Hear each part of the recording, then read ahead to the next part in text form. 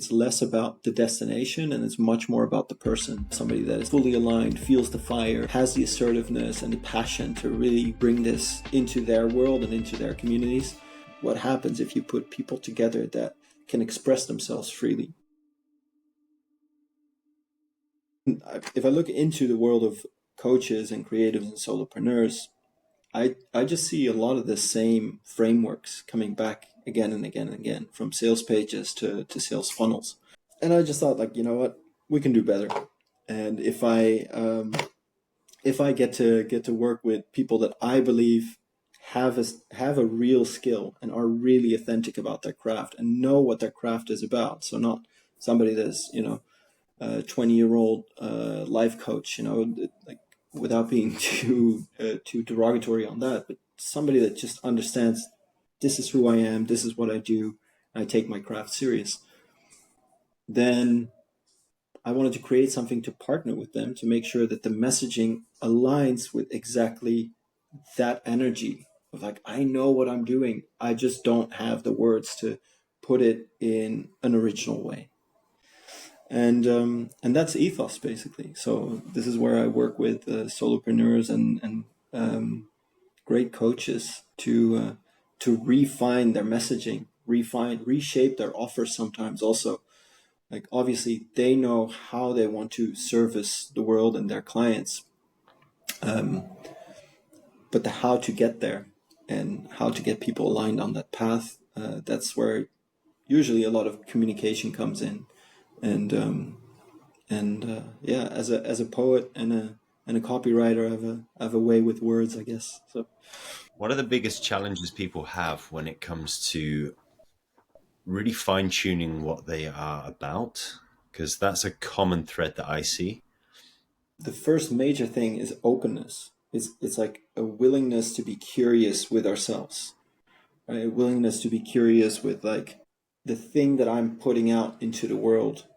How do I want that to be received by others? What I found is there's not so much challenge on, like, saying, like, hey, listen, let's do your sales funnel completely different, or let's revamp your sales page, because in essence, if you're somebody who's dedicated to their craft and knows who's authentic and original in their craft, then you know that these framework sales pages always feel slightly off. They always feel slightly off center, not aligned with who you really are, not aligned with how you want your message to be portrayed. So in essence, that's actually a relief where I step in and go, like, actually, we don't need to do that. Yes, I have the skill set, and, like, if you want, we can go through endless blueprints and formats of how we can build a sales page. But how about we start with, like, what is the feeling that you want to leave with somebody that lands on your page or lands on your website or listens to your voice? And that's often the starting point. So from there, it's like imagination, curiosity. It's like building. It's like writing a work of fiction. Right? It's like, okay, where do we want to go? Like let's imagine together. And so Ethos is that container where I step in for 2 months, sometimes 3 months. Some clients, like, I've had for 2-3 years, where it's just ongoing work because there's just mutual trust in terms of, like, what they can do and what I can do for them or with them. But in essence, Ethos is a 2-month container where we really dive deep into their business and then unearth what is original about it and how can we bring that out? How can we bring that out in the messaging? Yeah, a lot of us want to do everything because, truthfully speaking, many people that do work in a space of service can actually help a lot of people. And sometimes the hard Yes. thing is to actually just go, okay, I know I can help all these people, but I'm also spreading myself too thin when I'm focusing on trying to serve all these people. So there's a part of the ego that has to kind of let go of so much and focus on a certain niche. I fall into this trap sometimes as well. Like, I need to center myself again and again. Is this the person that I want to work with? Because we fall into the trap of scarcity. If I just service everyone, then there's enough money to be found. There's enough clients to land. There's enough growth to achieve. Whereas actually, like 7 billion or almost 8 billion people, there are niches for everything. And within those niches are plenty of, there's plenty of abundance in niches within niches even. So the people that I work with, I challenge them a little bit in the same sense that I challenge myself. Like, who's the person that I want to work with? Who's the person that I want to service? And if you start really thinking about that, maybe only 1, 2, 3 personas come to mind. Maybe 1, 2, 3 people that you've met in your past or have come along your tracks come to mind in terms of what? That was the right connection. That was the right energy. That's the person that I want to work with, rather than the person that you need to hustle for in order to get them to acknowledge you. And so it's a game of surrender. It's a game of abundance, but it's also a game of trust. And trust is a big one. You can have trust and self-belief in your skills, but as a solopreneur or as a coach, you're often forced to also wear other hats, right? Wear the hat of the sales manager, wear the hat of the customer service, or the copywriter, or you name it. You're asked to wear so many different hats, and that's where it gets tricky. And that's where sometimes it's good to have somebody next to you that can at least take a few of those hats off, or put those hats on. Yeah. Let's go into actually about Voices Unleashed, right? Because we met around Voices Unleashed, Yes. and I really loved that space greatly. We can probably go into more around why, but I also linked off the back of what you were just sharing about finding a niche and finding who you want to serve. How did Voices Unleashed come about, and how did you really find this space where only specific people really are drawn to it and really want to come to this place? What happened with Voices Unleashed was just a lot of forces just colliding, a lot of different on a macro level and on a micro level. So on a micro level, there was myself and 2 other poets, Andrea and Nicole. We didn't know each other, but we were writing poetry or stories. I would say like beginning artists. Nicole was somebody with a dance background, professional dance background, and then through an injury, she had to cease that career. So she was like kind of like the most professional artist out of us, and we were just poets that were looking to express and get our words out and listen to other people's words. And this was in the time of the pandemic. So on a micro level, there were just like 3 poets that through different circumstances got together, shared poetry with each other, like we were hyping each other up and helping each other refine our craft. And then came the idea of like, well, if we derive so much value out of that, could we get other people together? What happens if we, almost like I always said it in the same way that Andy Warhol had The Factory in New York, where he brought together like the most amazing artists from all, from all over pop culture, and together they created. He was a bit of a tyrant, like it was like his direction and everybody had to follow suit, and then the parties were extravagant and all of that. And so not the tyranny side of Andy Warhol, but the vision of like what happens if you put artists together? What happens if you put people together that can express themselves freely? So that was the idea on a micro level. But on a macro level, what was happening was the pandemic and so much other turmoil. There were bombings in Beirut. There were Black Lives Matter. It was just this incredible cocktail of disconnect and worry, and what is my place in the world, and what is my place in relation to myself. A lot of people lost jobs or careers, couldn't reach friends and family, so there was just disconnect happening. And what we see throughout eternity of the human species is when there's crisis, the arts go up. So the need to express and make sense of the world through art actually rises in those in those times. And this was exactly what was very visceral to us and very what we were seeing around us. And so we just thought like, okay, what if we get some people together? And it was Andrea who said like, why don't we do it like kind of in the style of an open mic? And so the first open mic, because it was pandemic time, we said, okay, 25 people, like let's scatter them around the room. And the room was the Flow, where you've been as well, in Bali. And the Flow was owned by Made, Balinese guy, lovely guy. He's like born and raised in that same area.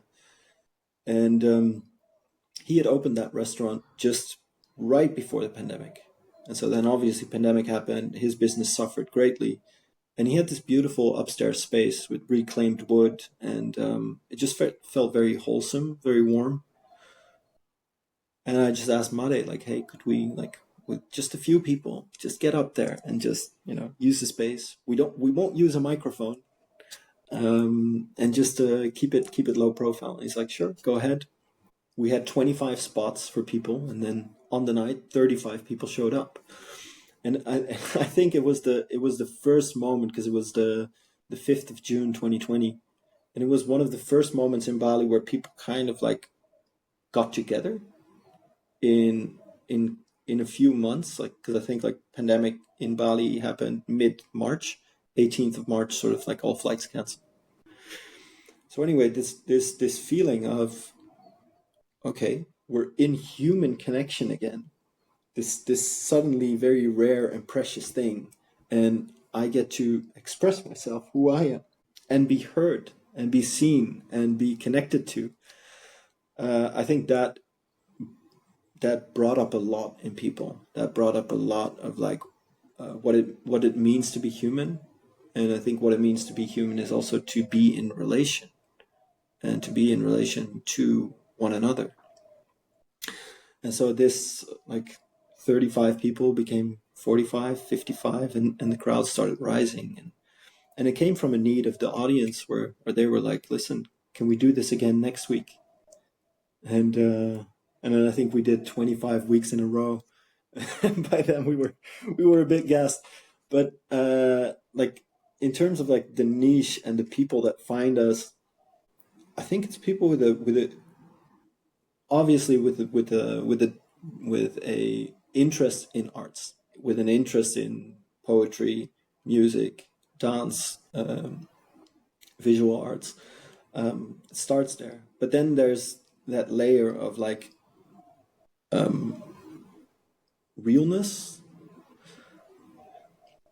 If I have to say what is Voices Unleashed to other people, and like our unplugged open mic, if it's like, it's an open mic in the same way that a tomato is a fruit, like Voices Unleashed it's something different. It's a place to express yourself. We always say it's a place where we celebrate the artist in every human and the human in every artist. So coming back to your question, those are kind of the two groups that we get. So we get the people that want to discover the artistry and the creativity within themselves and find a place to do that, and that allows that and gives permission to it. And then the artists that are finding a space where they can take off their mask, where they don't need to like fight for their 5 minutes of fame, but can just also be the person that passionately started, leaning into music. But I'm very curious. I mean, it's been a few years, but I'm very curious how you experienced that space. Because you came in as an artist, right? You came in as somebody that like understands their musicality and their alignment in that. Yeah, absolutely. And also with a sense of still working through my own self-expression. Right, I've been through so many journeys of overcoming certain blocks and then becoming a new person and then overcoming something else and learning to be more authentic. And that journey never seems to stop. So when I got to Bali, yes, I may have been playing music for many, many years, and I'm fine and comfortable with that. But there was still an aspect of, okay, I want to try out some new songs that are very different from anything I've ever performed in front of anyone else before, or I actually feel a bit what's the word?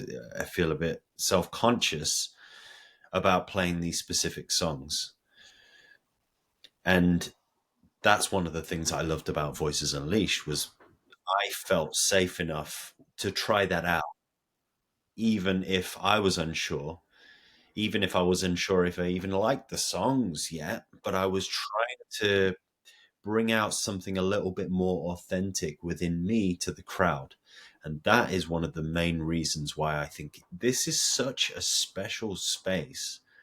And in Isumataq, the podcast is Isumataq, and it basically is all about creating that space where people feel safe, where that natural creativity comes out automatically, and it's very authentic, because we are innately creative. We are innately worthy. We're innately all of the universe. And when we try to force something and put ego and try to perform, we actually put up a veil in front of ourselves and stop this free flowing connection. And this is something I want to get into with you in a moment, actually, is one thing I really loved when I first arrived at Voices Unleashed was how you laid out the, say, rules and the step-by-step approach, very precise approach to setting that space and allowing people to feel so comfortable, to also preparing them to listen and saying we're not going to clap after the performances, but if you resonate, going to click your fingers so it's soft. You give that acknowledgement into the field, but you're not also disrupting the energy, and you're not disrupting the quiet, intimate nature of the space. And somehow the whole crowd become this big bubble of supportive energy, this Isumataq space of allowing this person to break out of their shell. And it could be, for some people, could be traumatic. They could be working through something that's so difficult for them to just poem. I mean, I felt so many emotions being at Voices Unleashed because I feel the authenticity in what people are writing and sharing, and their movement is so multifaceted. It's fantastic. I could talk about it for a long time. Wow, wow, that does a lot to me. Thank you so much. I really appreciate how you give words to that specific aspect, um, be, because that is in essence the identity of Voices Unleashed, of the unplugged open mic, right? That safety, and that laying the groundwork for authenticity to arise. And you see it when there are performances of people that are a little bit less authentic, like it kind of stands out, like, hey, um yeah. And I think because we're coming up to 5 years now, and we've expanded around the world. So yesterday we had our 188th edition, of which 104 of those were in Bali, and the other ones around the world. So we currently have Amsterdam, we have New York, we have Santo Domingo and Cabareta, both of them in Dominican Republic. And the beauty is that through these years, we've now had people kind of like cross communities. So we've had people from New York come to Amsterdam, or Amsterdam to Bali, or and the beauty is that groundwork, that foundation of like how we set the space for that open mic, that remains the same. So it means that the heartbeat is the same. It's the same pulse, and I think that's one of the hardest things to achieve when scaling anything, right? If you want to scale, and you're working on decentralized models, and you want to pop something here and pop something there, whether you call it franchising or decentralizing, um, how do you stick to the heart of it? And I think you pointed to it very beautifully. It starts with like, how does the host, or how does the organizer kind of set the space and the tone for what is allowed that night? You know, what we can create together that evening. Yeah. Yeah, there's something beautiful about constraints. For somebody like myself that was born into this world and I just want freedom, right? I hate to be constrained. There's a paradox to that because constraints actually create such beauty, you know? And so when we have certain rules, it's so good for creativity.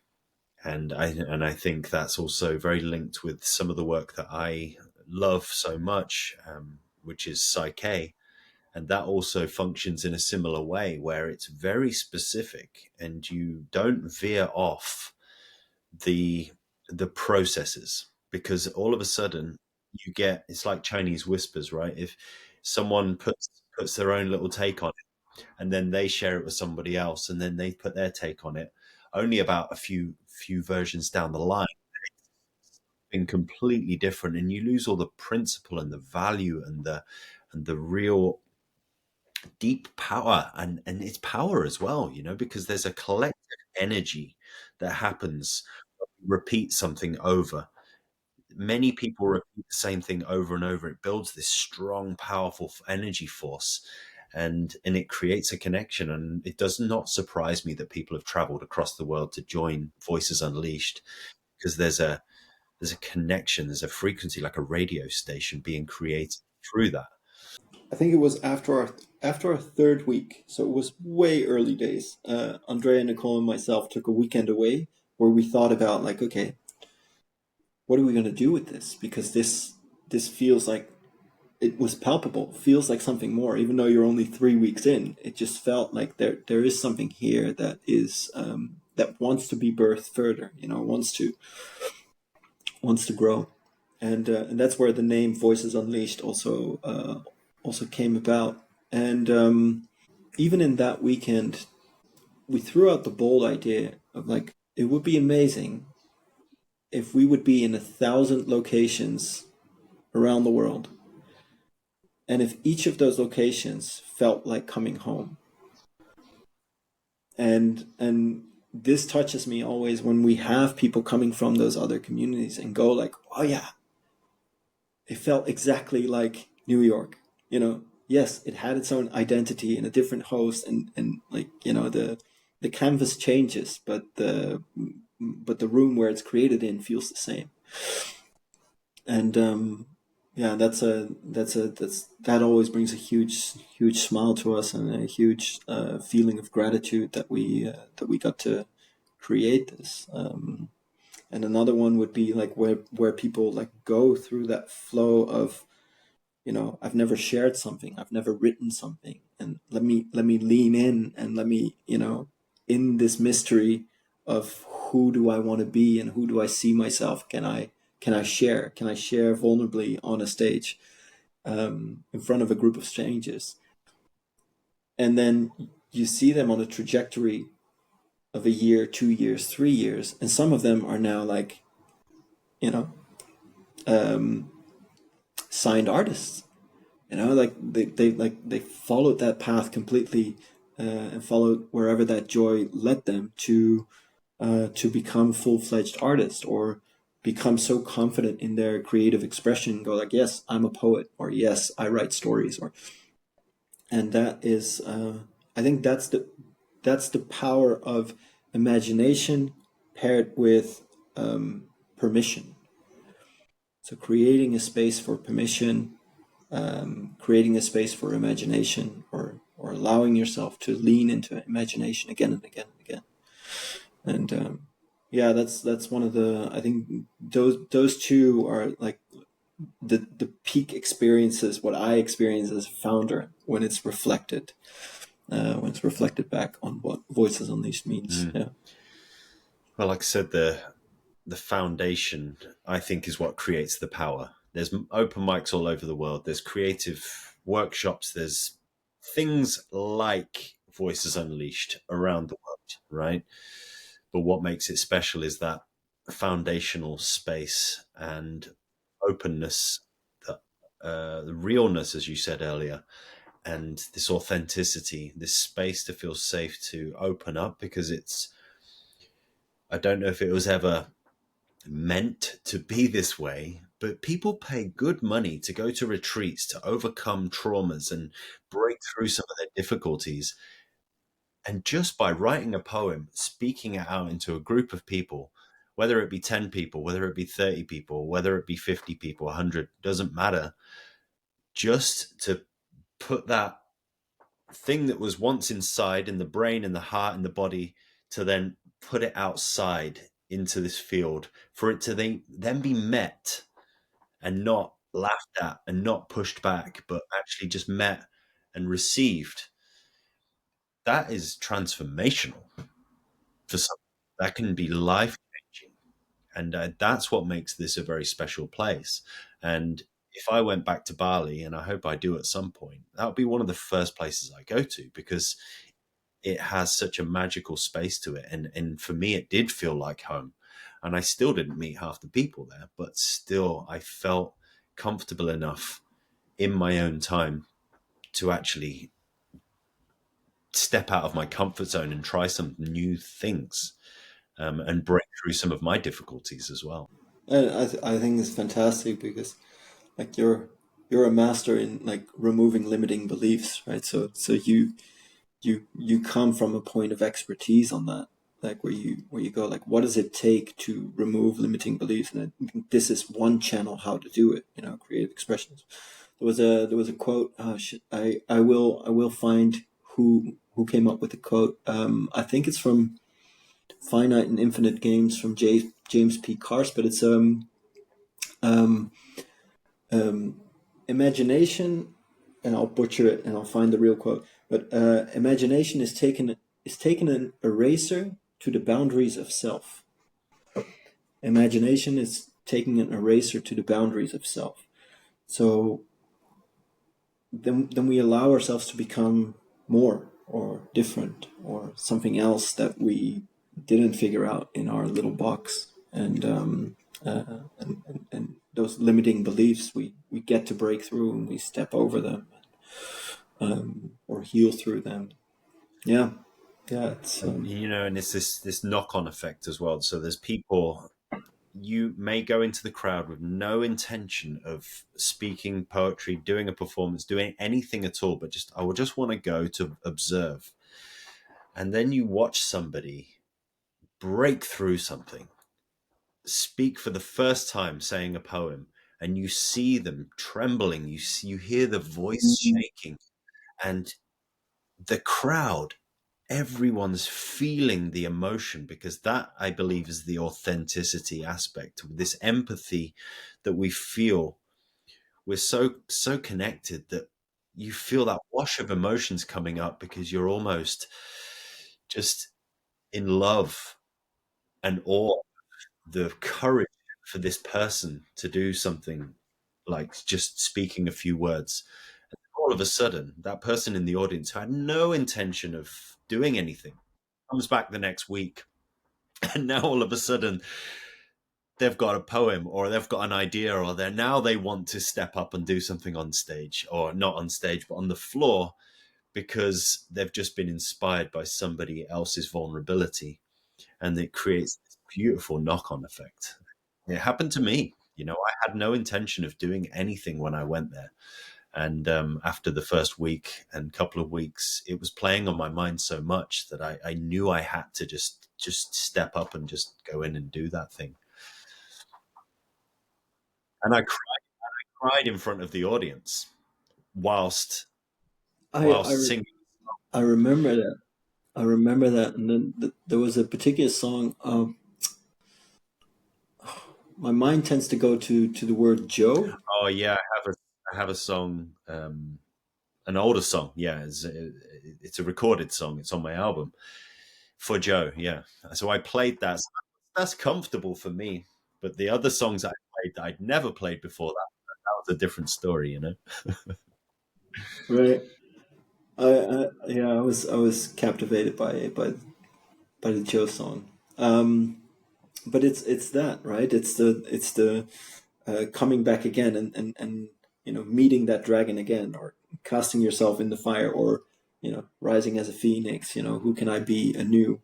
And this is why we started doing workshops and retreats, and the entirety of Voices Unleashed is more than an open mic in that sense. It's like we have experiences like the open mic, where the open mic is the community builder.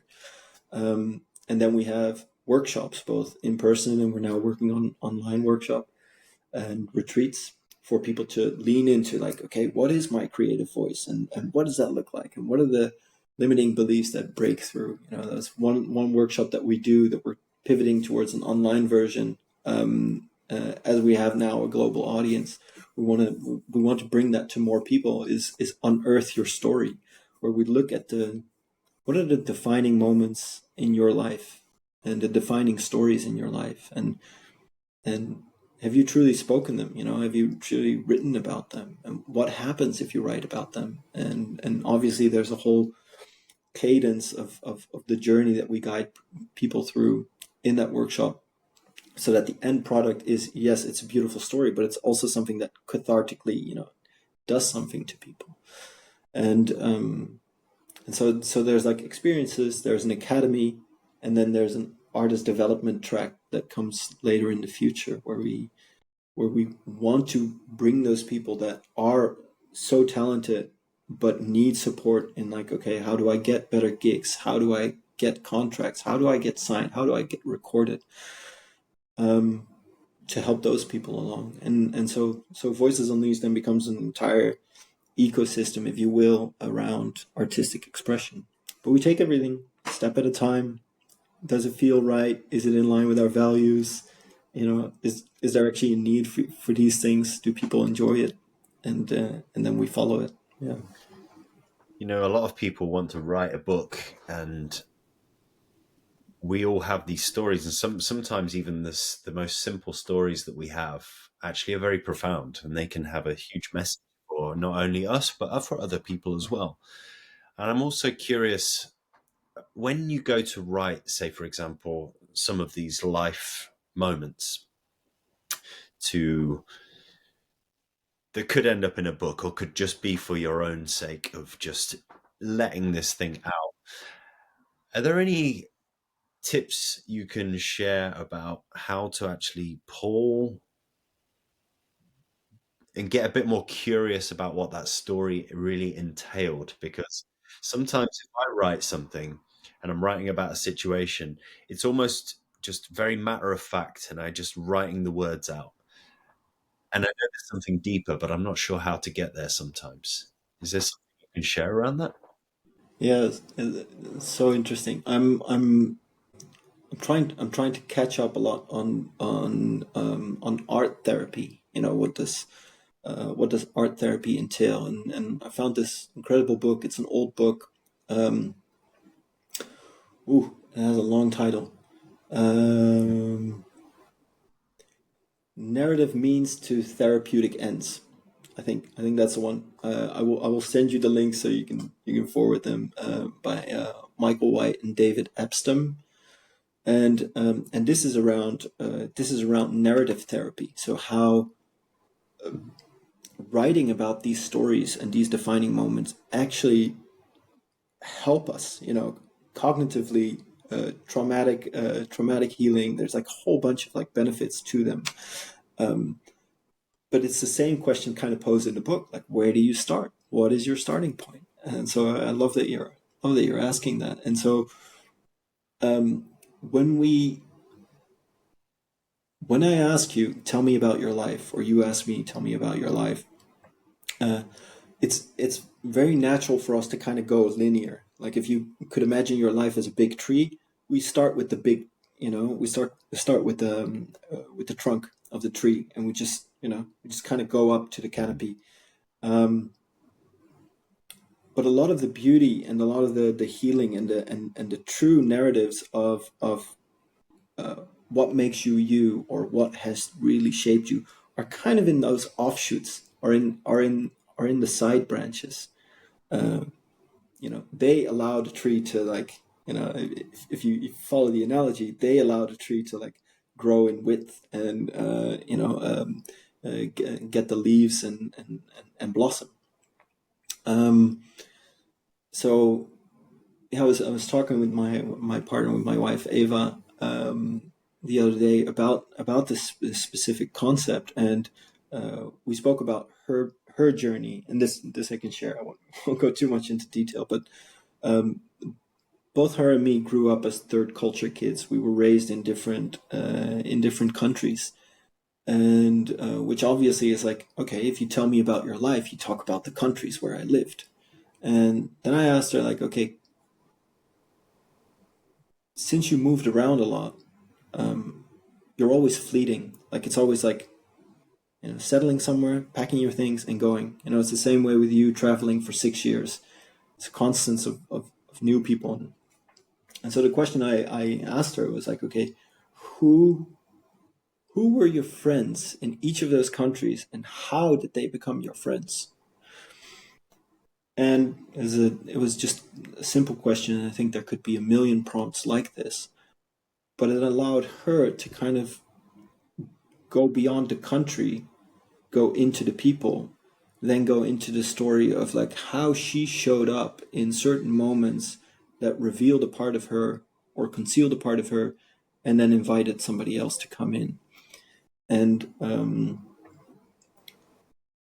And so actually, then if you then ask her, like, okay, tell me again, like, I will ask her in a week, tell me about your life, then maybe suddenly you start talking about these people, and maybe suddenly, like, the way that you talk about these countries gets a deeper resonance with yourself, in the same way that we opened with, like, talking about our names and the power that we give it. So in a sense, like, where do you start these defining stories? I would advise, go for kind of like out of the prompts that are in the offshoots, questions that you could ask yourself that are not the trunk of the tree. I like that. Who are your friends in those countries, and how did they become your friends? Yeah, that's really. I can already feel there's a meaning. There's a meaning to that in the energy just by asking it, because all of a sudden my mind goes out to searching for those meaningful connections that I had. And a recent experience I had was when I left Costa Rica. I'd been a bit too much in the introvert hermit mode, uh, to my regret, although I'm sure it happened for a reason. And just as I was about to leave that place, in the last 2 months before I left, was when I actually started to make these deeper connections. Now, I've made friends throughout that space, and I'd had these beautiful friendships, and there's some amazing people out there. But it wasn't until the last couple of months where I really started to connect with people on a much deeper level, and I really found this beautiful sense of brotherhood and just unconditional love and support, and just the magic that these people really hold within them. And I was able to get more vulnerable and just open up more and just really feel seen and also feel supported. And that happened in the last 2 months.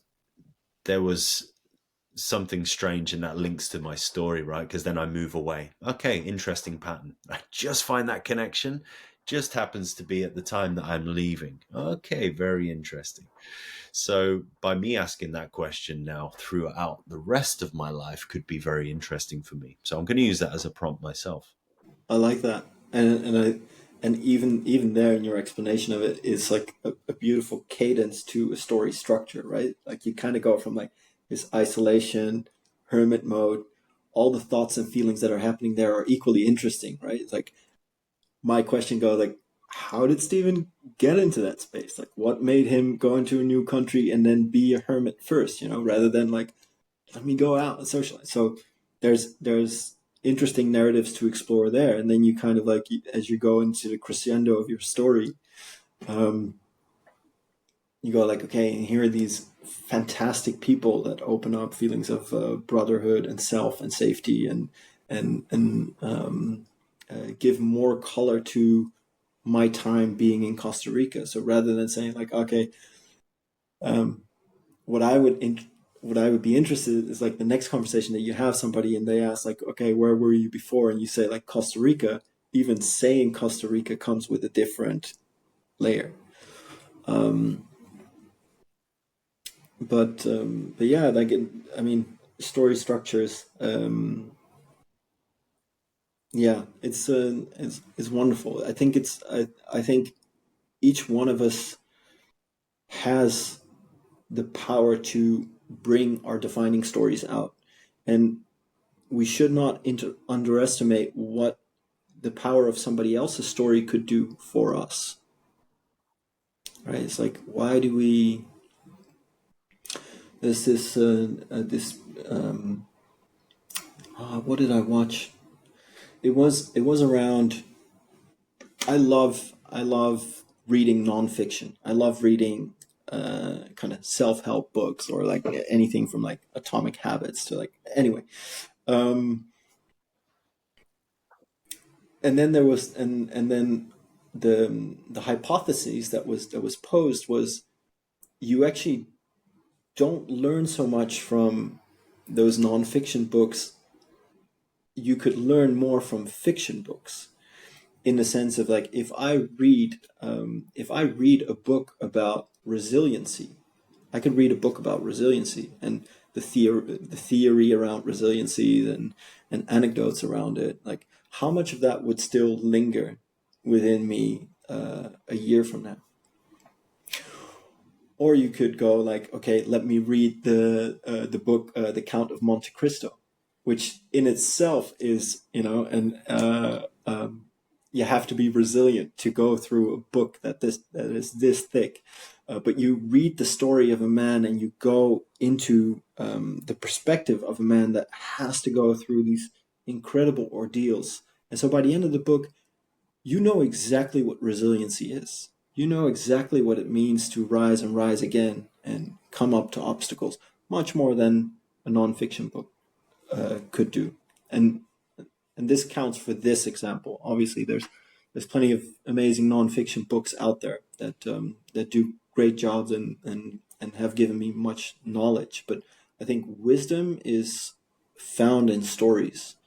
Wisdom is found in the true stories that define us, that define the individual. Yeah.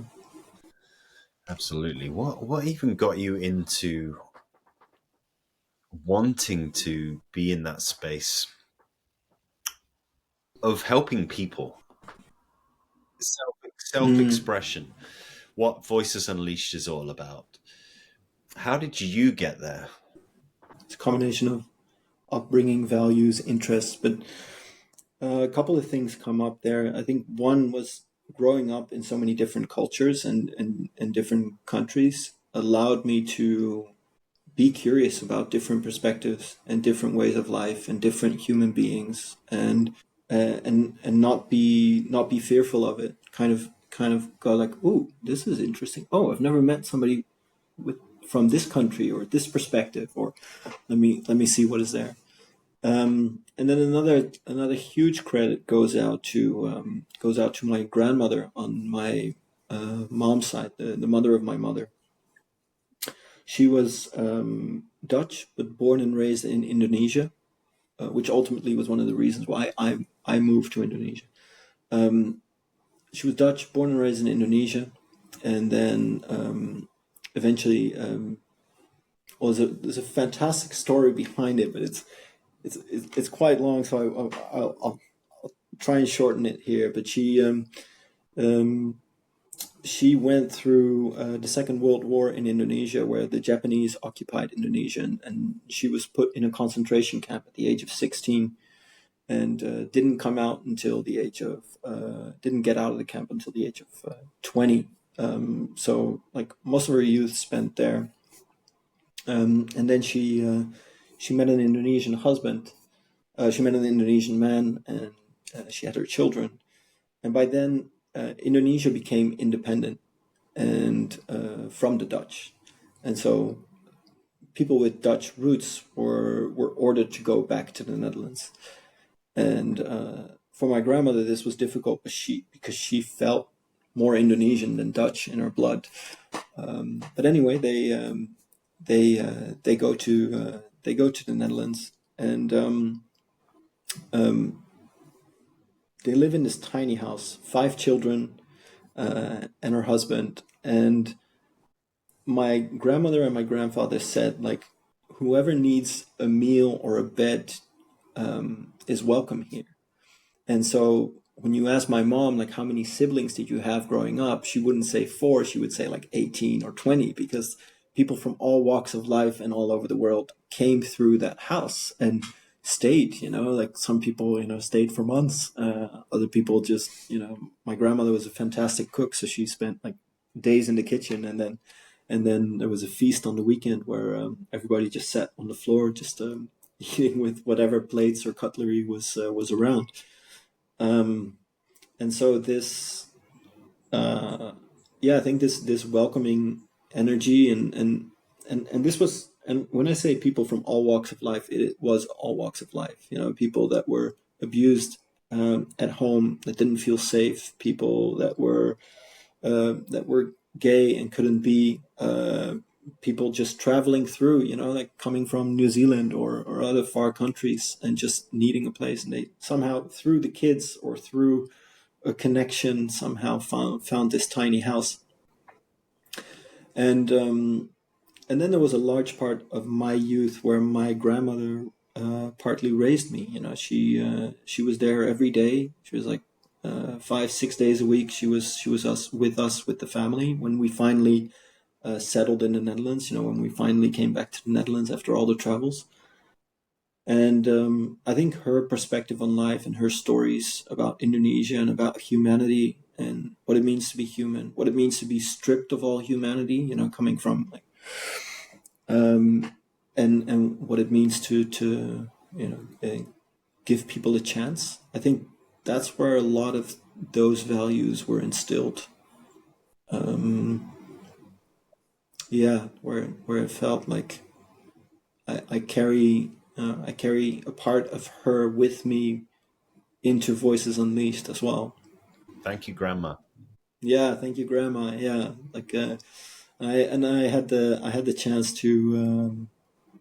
My first trip to Indonesia was 2016, and I traveled for 3 months. Had some amazing experiences, but in part it was to kind of feel my family's heritage. And at that time, my grandmother was in the Netherlands, 89 years old and suffering Alzheimer's. And so she was really at the last leg of her life. And I wanted to see Indonesia before she would pass. And so I got to travel to all these places, got to visit the old house, the last house that they had, which wasn't changed at all. So they gave it to friends of their family. They put up an old aunt in that house, and she didn't need different wallpaper. She didn't need different furniture. So everything was like walking into a time capsule. And so I got to experience all that and then come back to the Netherlands and still share that with my grandmother. It was one of the most profound moments that I've had with her, where the moment she started seeing the pictures, or the new old pictures, everything came back to her. And so her long-term memory kicked in again. And so, yeah, it was an incredible moment of like human connection, of really, bearing the soul. And a month and a half later, she passed away. So she was cremated, and all 5 of her children were given a part of the ashes. And by then I knew for certain that I wanted to move to Indonesia. So I asked the family, could I bring part of Grandma home?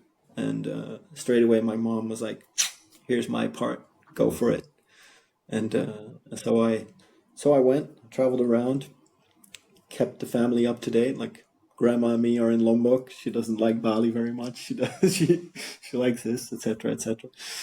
and then I was about to find the place where I was going to scatter her ashes when I received a phone call from my mom saying, like, "Hold up, Roel. I've got a surprise. Your aunt, your uncle, your stepdad, and me are coming over, and we get to do this together." So then I was the tour guide and took them along the heritage tour as well, and then we had this amazing ceremony on a beach in West Java where she used to take her kids, called Pelabuhan Ratu, which means Queen's Harbor, which was very fitting for kind of like the matriarchal energy that she brought. Yeah. Anyway, so that was for me. That was honoring her journey and her connection to Indonesia, and at the same time, really like solidifying my own journey into Indonesia, and so I carry a lot of that energy still.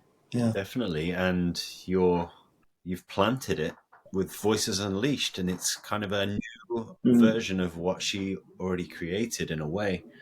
What she created in a way, and it's kind of this is the sort of thing I really get interested in, is being curious about things that you can't really figure out because it's right there in the ether. It's just she's created this thing from her struggle and had this big family that you spoke about, of all these people from all mm, over the place, with all different kinds of stories, mm, creating that space, the lounge, the little house. That space became this place where people felt safe to be real, to be authentic, to be whatever it mm, is that they feel they are, mm, but outside may not be able to communicate that, or or be mm, accepted in that. mm, And so she already created this space, and then you've picked up on this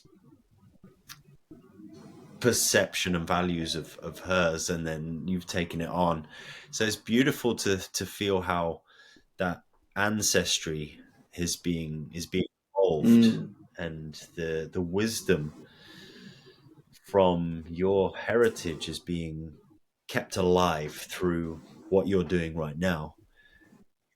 mm, Love just to mm. think about all the millions of pieces happening in the background there to making all of this stuff happening. It's Yeah. so fun to think about. Exactly. And that's just little old me, like, and then you look at all the other places, like you, or you look at all the other people that have come through that space and have given their stories and their ancestry and their energy into it. And then um, it's not so much like how do we contain it or how do we control it, but how do we honor it in a way that it can become something more. And yeah, it's a quote comes to mind that I heard a few weeks ago by Abby Ings. It's about, like, what if we start treating the economy less as a mechanical clockwork and more as a garden? How would we then tend to it?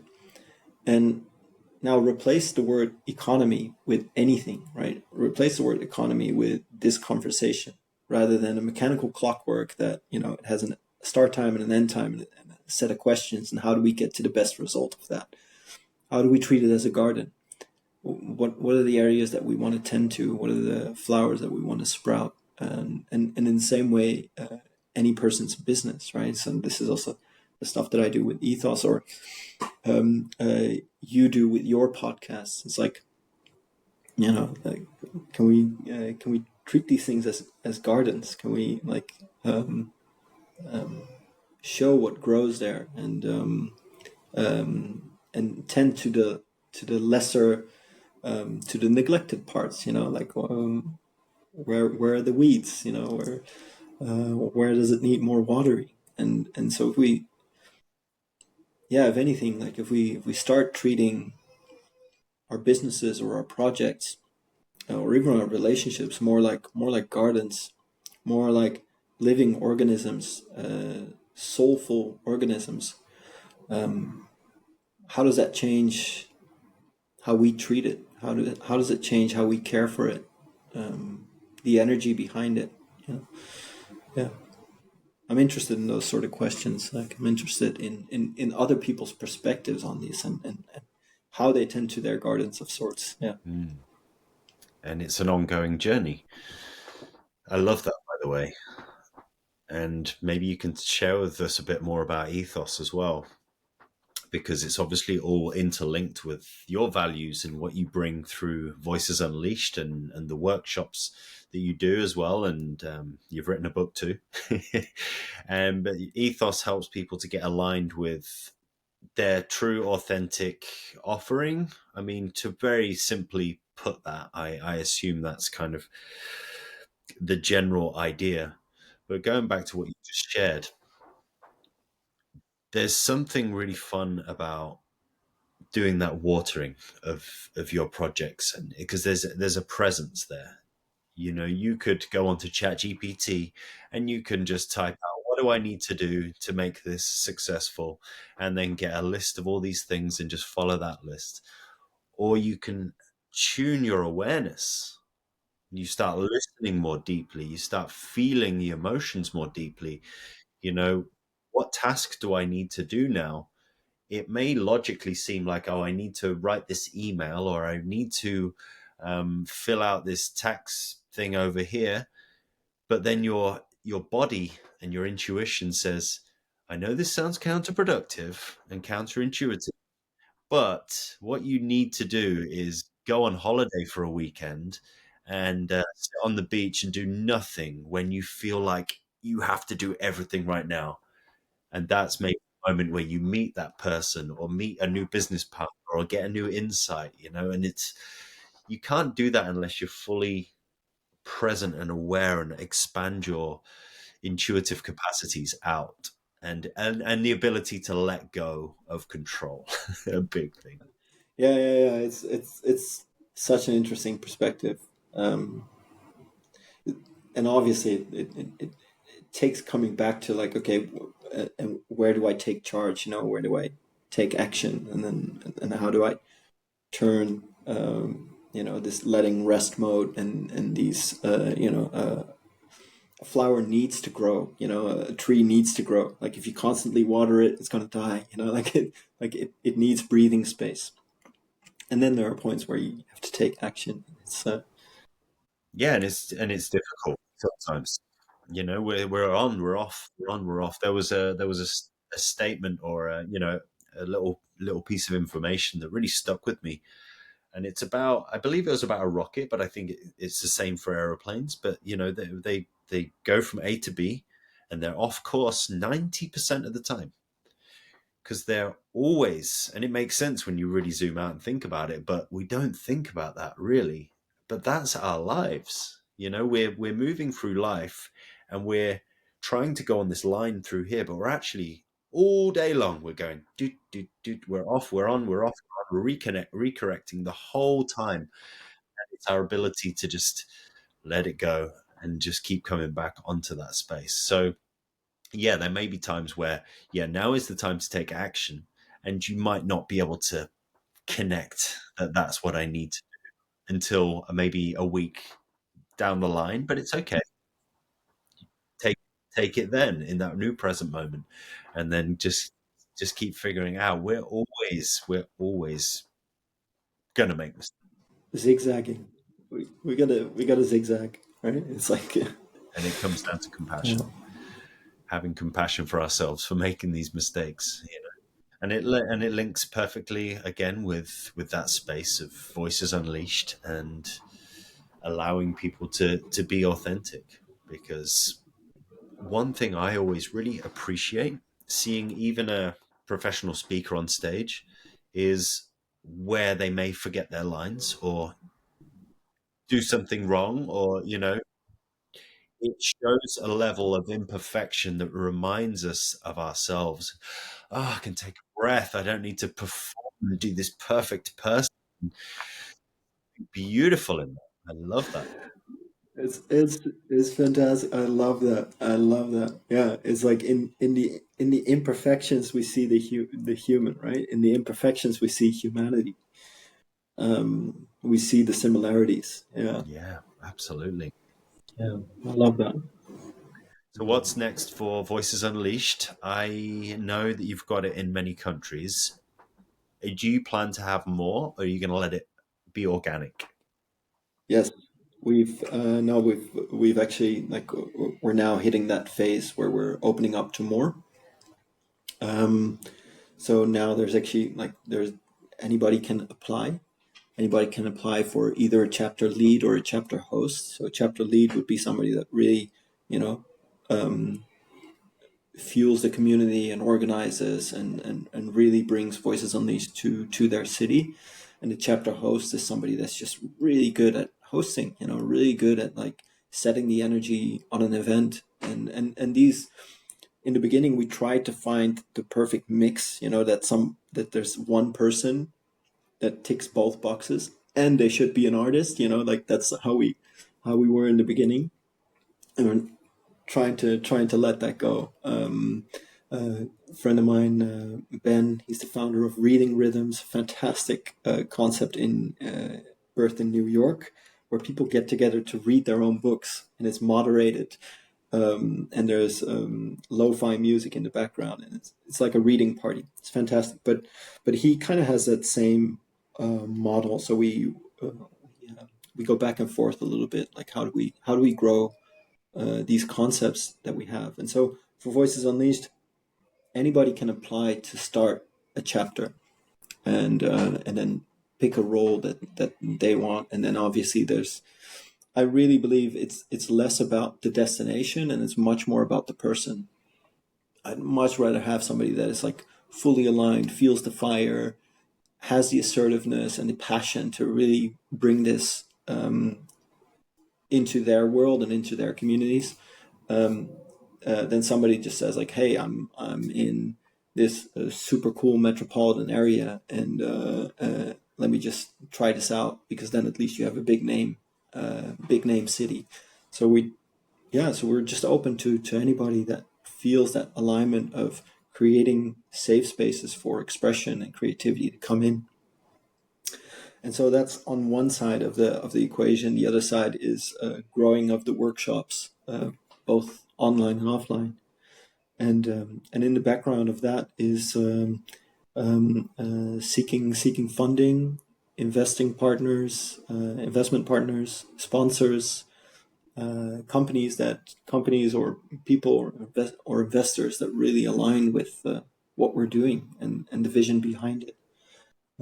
Like I said, like we want 1,000 voices unleashed worldwide. So it's a big dream, and it requires a lot. And so that's where we're leaning towards. Mm-hmm. Yeah, that's where we're zigzagging and doing offshoots. Yeah. Mm. Yeah. And what are the workshops about specifically? Are these creative writing, or is this just expression? Yeah, it's creative writing. But like if you we've had people come to our workshops go like, okay, um, are you teaching styles or methodologies? And it's like, well, that's maybe only 10% of it. You know, the other 90% is about like, what is your creative voice? How does your creative voice come out best? Like what type of exercises or like Unearth Your Story is a workshop about defining moments and defining stories. So there are people that really feel like, oh, I have something there. And then there are people that gravitate more towards a workshop that is about different methods to unlock creativity. So like one is more focused, the other one is more like, here's a whole toolbox. And writing about different perspectives, maybe? I actually want to give a bit of context because what's coming up for me right in this moment, I'd love to explore it a little bit. First of all, when I first started playing music, I was just into the music. I would just write the music. That's still my favorite thing to do. But some years later, 10, 15 years later, I realized I needed, for certain ideas that I had, I needed to sort of create some ideas for songs, some lyrics, basically. So I needed an extra layer for some of these pieces of music. And I didn't know where to begin, and I had a complete block. I mean, I didn't even like being on stage or speaking in front of people on stage at that point. Anyway, I could play fine, but speaking would just shut me down.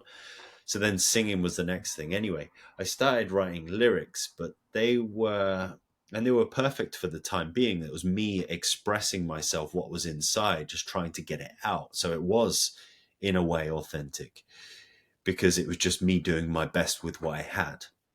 Yet, as the years went by, there was this need and urge, feeling to want to speak more from my heart. And as I became, say, less angry, for want of a better term, at the world, and started to tune into a bit more, say, love and compassion, and just seeing the bigger picture of what's going on, really, and finding more love and joy and heart.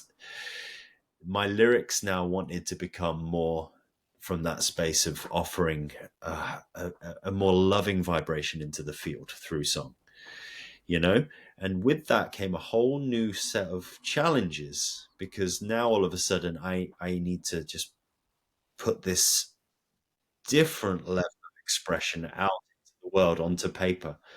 And I found that to be a little bit of a struggle, whereas before the lyrics may have come a little bit easier, because I was just, just write what's bothering me. It's like, how can I produce something that's actually like a beautiful flower into the world? I don't know if this makes sense, but this is a process that I've been through. And I just wondered if, for anyone listening that can maybe connect with this, wanting to share an authentic expression of themselves, and are somewhat blocked in putting that down onto paper or in song or in any which way, shape, or form, what would you say to that person? Oh, yeah. It's a beautiful question. It's a beautiful question because obviously the answer is going to be different for anyone. That second stage where you're in, that's kind of how I approach my poetry as well. I kind of take, for lack of a better term, worldly concepts, and then try and like give people hope and love, and like making the circle round at the end, so that uh, giving a conceptual starting point, and then weaving my way through it, and then at the end kind of like looping back to the top, and to give a message into it. And technically that is easy to do, because there's 1,000 different prompts, a million different prompts that we can explore to do that. Like one of the poems that I did yesterday for Voices on the East, it's called In Orbit, and it's around the concept of like a human life is roughly 700,000 hours. So that was just like a quirky information piece that I read somewhere. Like I wrote it down somewhere in a scribble in a notebook, and then it's like, okay, well, maybe there's a piece in there. Like, okay, then it's like, okay, there's concepts of timelessness. There's concepts of like urgency. There's like, what can I do with that? And I created a piece with that. But the thing that sticks with me most, both on my own pieces and the pieces of thousands of people that have expressed either through dance or music or poetry or painting, are the pieces where, yes, there is a bigger message, but you kind of have to dig for the message. You kind of have to make an effort for the message, and a beautiful way to deliver it is through personal experience. So I love songwriters and musicians that kind of have this. There's one musician from our community, Sydney Barnett, and she's got this beautiful country style. She's from Kansas, and she's from Kentucky, and like one of her songs is about her grandma wasn't in a space where she could travel around the states, but back in the day, the United States had coins for every state, and so this grandma would collect coins, so that through that she could explore the United States. And the song that Sydney then made is this song about her actually going to these states collecting coins. And so obviously the bigger narrative is, yes, ancestral, it's growth, it's getting out there, it's living life, it's less about the coins, but the delivery is through the personal. And so my advice would be like start with a concept that that touches you, and yes, that can be love, and that can be these big universal concepts, but then work your way backwards into like, okay, what's the smallest story that is hiding underneath there, why this topic makes sense to me in this moment, so you can still write in this moment. And then that would be some way how I would say, like, try that direction. I love that idea. I hope people listening can check out Sydney's work, because that's inspiring, these little ideas of the things around the coins, and it creates this kind of fun, playful idea with it inside. But then that's when sometimes you may be listening at a different time of day, and all of a sudden different messages from that come through. But there's a certain cartoon aspect to this coin collecting and going around the world. So there's a playfulness. That's a great reminder for me, because sometimes I can try to be maybe a bit too serious when I try to write, and then just finding the lightheartedness in that. Where's the lightness, and what do you see around you that could act as a metaphor, or as an anchor point in your writing? One of my personal favorite pieces from myself, I wrote during kite season in Bali. So that's when everybody goes out to the beaches and you see kites everywhere. And these kites go up high, where in my first year in Bali, I was like, what are those? Are those UFOs up in the sky? But um, and then I took that as an analogy for, like, you and I, like, we're the same, but we're just kites up in the sky, and controlled by an unimaginable hand, controlling the height of our flight. And I wish for everyone to find their own pair of scissors, knives, and claws to cut the cords and liberate themselves in order to be free. So, like, yes, the concept is universal, but by just bringing the vision back to something more earthly helps people, this is what he's talking about. I understand this. Is there anything else you want to share with us listening? I know you've got a book. Maybe you can share with us a little bit about the book, just so we have the Yeah, words. just briefly. Every year I pick a word that's kind of like my guiding word for the year. And last year it was dragon. I'm born in the year of the dragon. My daughter is born in the year of the dragon, or was going to be born in the year of the dragon. And I felt that word had a lot of power to it in very different ways. And then come April, like, you got to be careful what you wish for, and like the energies that you put out there. But come April, this a woman approached me called Cheryl Mainland, who had this fantastic idea of how to make learning Chinese cool for her own 3 children, but also for much larger audience, because at the moment there are 30 million Chinese second language learners, 30 million people trying to learn the Chinese language, and this number is projected to grow to 300 million by 2050. So it's a huge increase, and anything that's happening currently on the geopolitical field is actually increasing that number, because people are leaning more and more towards the east now. So she came up with this idea. Like, I have this idea in mind about 9 kids, 9 protagonists who are descendants of dragon keepers, and they basically have a shared secret power that they can speak Chinese. And I want to bring this into the world through a novel series, through a language learning application, and through a media company. And all three interweave with each other, because most language learning applications fail to give context. You go into Duolingo and you learn the cats are drinking milk on the roof. When are you ever going to use that? Or like, is that interesting enough for me to learn? Like, can we bring context into play? Well, what if you would have a book more like a Harry Potter, but based on Chinese myths and legends, and not one protagonist, but 9? And these stories become the background for the context of how you're learning the language. Could that be interesting?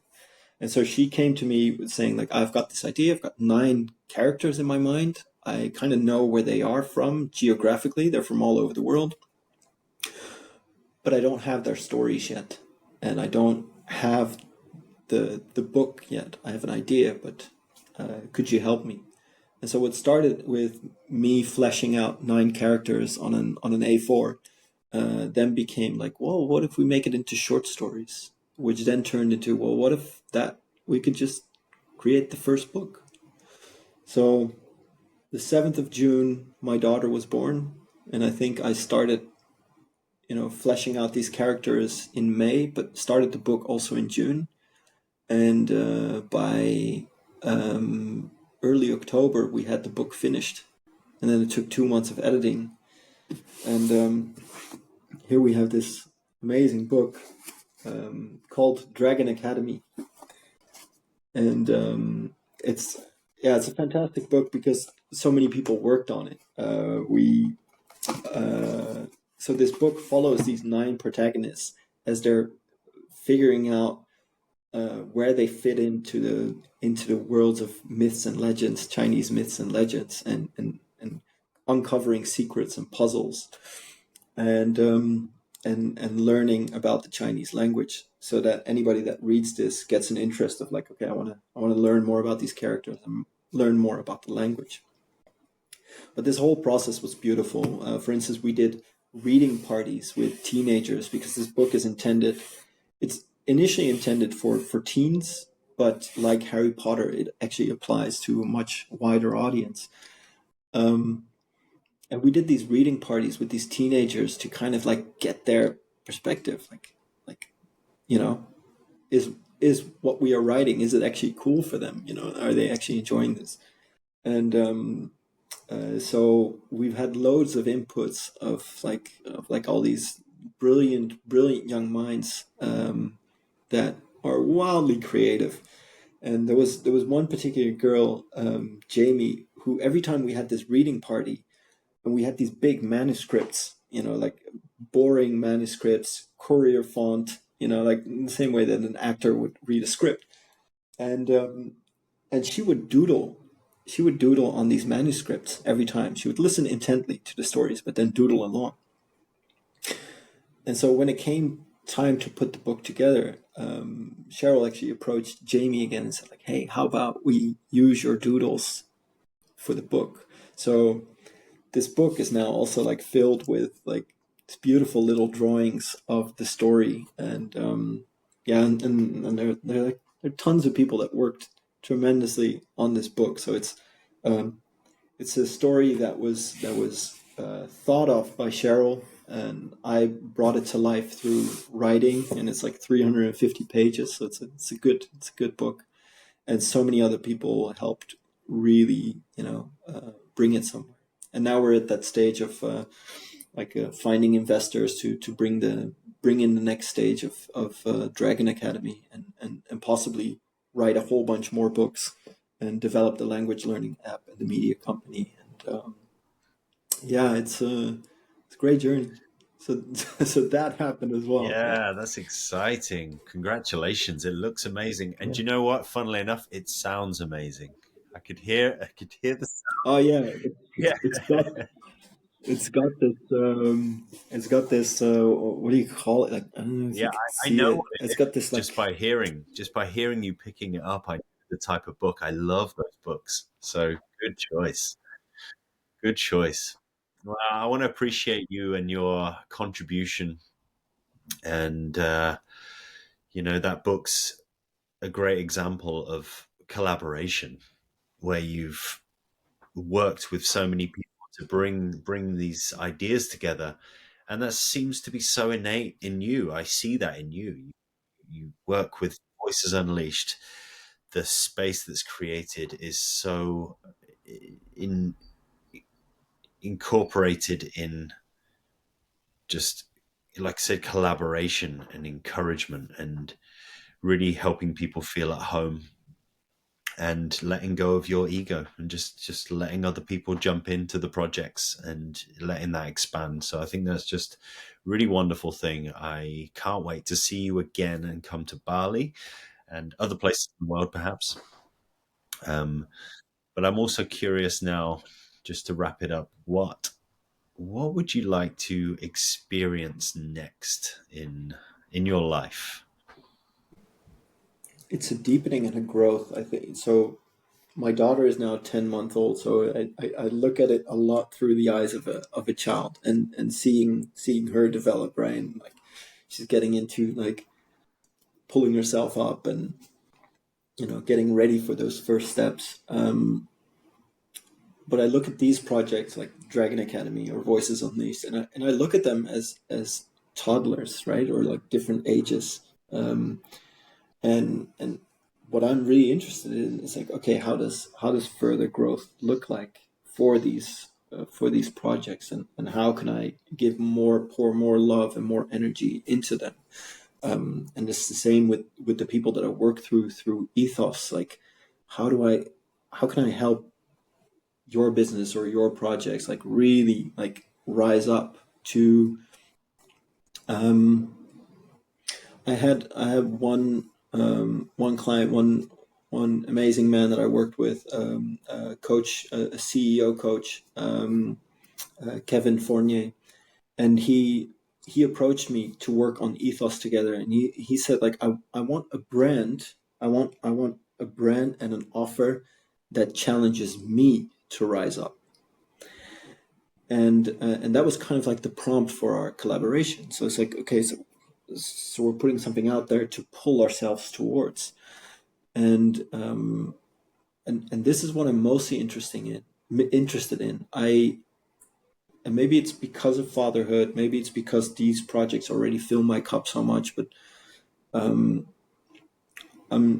not as much interested in chasing the next thing, or not chasing, or like opening up to the next thing. I'm more interested in like, okay, these three parts that give so much of myself, and where I can give so much of myself to, and know that I can contribute to. How can I make those grow? Like, how can I flourish them? Like a garden. Yes, I can buy the next plot next door, but I'd rather make sure that this current plot is well kept. Yeah. So I'm very interested in like, okay, what does a, a rebellious teenager Voices Unleashed looks like? Like, what does that version look like? Absolute chaos. Yeah. Amazing. Yeah. Have you done a teenage version of Voices Unleashed?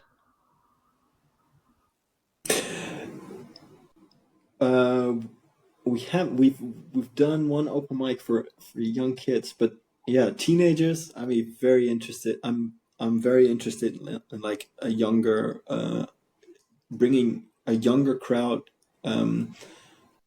to the point where they realize that self-expression, is actually a gift. Self-expression and creativity, and luckily I see this with like younger cousins of mine that have so much more bravery and boldness and tools at their capacity, or within their grasp to create, and are less shy about stepping out of the norm.